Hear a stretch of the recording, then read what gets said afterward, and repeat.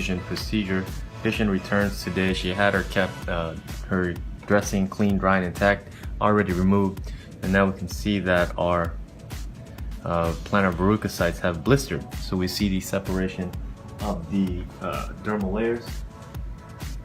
And what we're going to do is using either a 15 blade or soft tissue nippers, we're just going to excise the areas. Now before we excise, we're going to use just 1% lidocaine for a local block under each lesion. Real slow. You should already start feeling some relief. Good. And you can see the blanching of the skin around the lesion, letting us know that the local is getting into the area. We'll just do a standard V block. Okay. Once again, blanching near the lesions. I like to see complete blanching around the lesion. I'm just going to use the soft tissue nippers. First we'll just puncture. Let's see the serous fluid exiting. And we're just going to cut around the lesion in its entirety.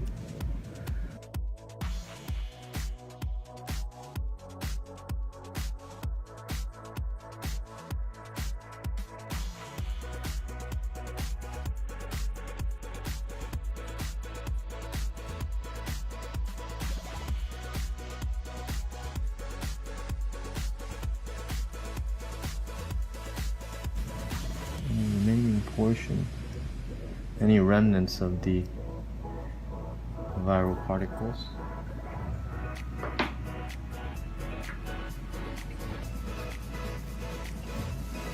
Make sure you tear at the base completely.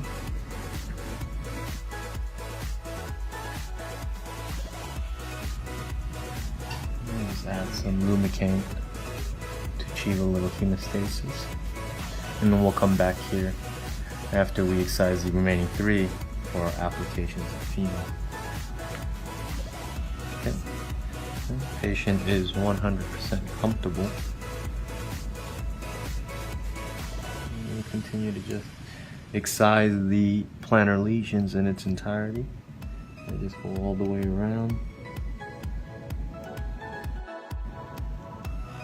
You'll see how the warts are completely excised. Comes out just very cleanly, separated from the dermal layers. Make sure we get all of the remnant particles. And the last one, the tiny one on the corner here, you want to make sure you see the exiting of the serous fluid.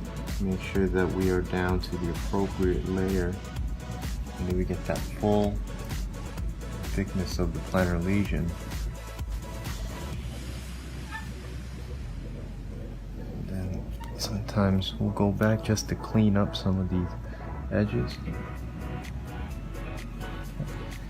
And now we're going to do our chemical cauterization of the base with some phenol.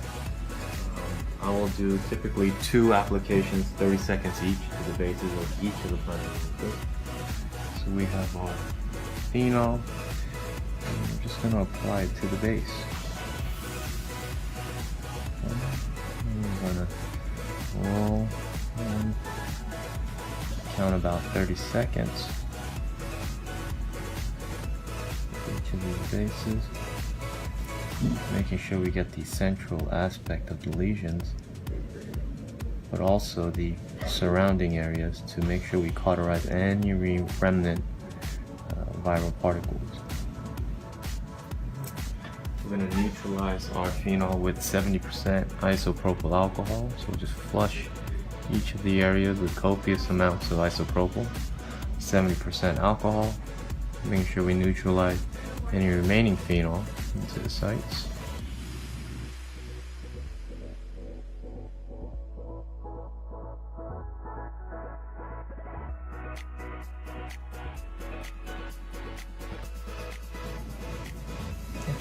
So the sites will just be dressed with a topical antibiotic and with some dry sterile dressing. Patient will keep that dressing on for 24 hours.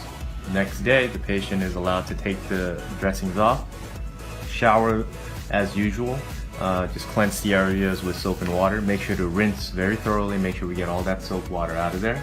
And then the patients can do some Epsom salt water soaks. And after the soaks, make sure we pat dry, and then just continue with a topical antibiotic, and then a Band-Aid or dry sterile dressing to cover the areas.